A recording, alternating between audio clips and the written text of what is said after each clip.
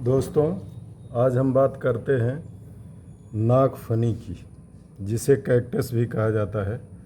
साथियों, हमारे बचपन में ये बहुत ही उपेक्षित पौधा था जो वीरानों में इधर उधर उगता था, और इसके बाद कुछ प्रकृति प्रेमियों की नज़र इस पर पड़ी और इसके फ़ायदे को समझा, तो उन लोगों ने इसे अपनी नर्सरी और बागवानी का एक अंग बनाया। दोस्तों, प्रकृति की हर चीज़ बहुत प्यारी होती है और वो अपने अनमोल गुणों से भरपूर होती है। तो ये पौधा कैक्टस का, इसके बारे में तमाम धारणाएं हैं।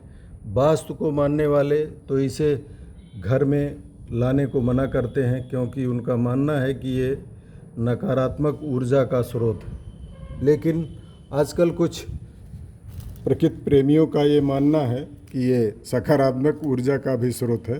तो मैं इस पर बहुत कोई अपनी राय नहीं दे सकता। ये है कि प्रकृति प्रेमी होने के नाते मैंने भी आज देखिए इस तरह कैक्टस की 3 जातियों को गमले के अंदर लगा दिया है। साथियों, ये पौधा अभी तो नया है। जब इसमें फूल आते हैं तो ये देखने में बहुत ही प्यारा लगता है। और अब हम बात कर लेते हैं इसके गुणों के बारे में। साथियों, यह घर के अंदर मौजूद हवा में फॉर्मल्डिहाइड और बेंजीन जैसे विषैले तत्वों को घर से भगाने में मदद करता है।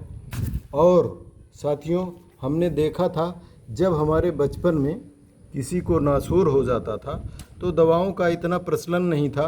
लोग भागे भागे वीराने स्थलों पर, जहाँ जंगल झाड़ियाँ होती थीं, ये पौधा आसानी से मिल जाता था। डिहवा बोलते थे उस जगह को हमारे बचपन में।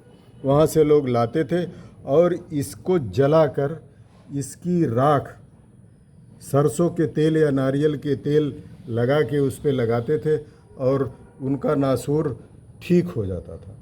नासूर एक ऐसा घाव होता था दोस्तों, जो आसानी से नहीं भरता था।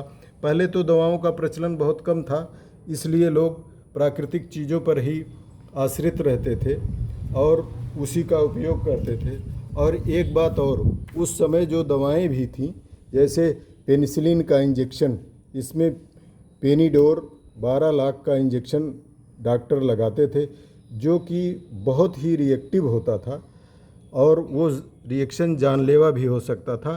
तो इसलिए डॉक्टर लोग इसका यूज़ बहुत ही कम करते थे और मरीज़ भी बहुत डरता था। जिसको एक बार पेनिडोर लग जाता था, साथियों, इतना दर्द करता था कि वो फिर दोबारा उस इंजेक्शन को लगवाने की हिम्मत नहीं करता था। और इसीलिए लोग इसका उपयोग ज़्यादा से ज़्यादा नासूर के इलाज में करते थे। तो साथियों, ये बात हो गई नागफनी के बारे में।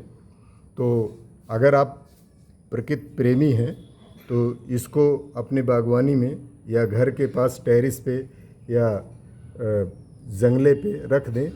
इसमें जो कांटे होते हैं, ये अगर चुभ जाते हैं तो साथियों ईचिंग होती है, अतः छोटे बच्चों से दूर रखें। और अगर आप इसमें कुछ कार्य कर रहे हैं तो थोड़ा सावधानी से ग्लव्स लगा लें, या फिर हाल चाहे जैसे बहुत ही सावधानी पूर्वक इसमें कोई काम करें। ये थोड़ा सा इसके कांटे विषैले होते हैं, जिससे ईचिंग पैदा होती है। तो देख लीजिए साथियों, ये मेरे तीनों पौधे नागफनी के बहुत प्यारे लग रहे हैं। इसमें जब फूल आ जाएंगे तो इसका अगला वीडियो मैं आप लोगों को दिखाऊंगा। बस आज इतना ही। धन्यवाद।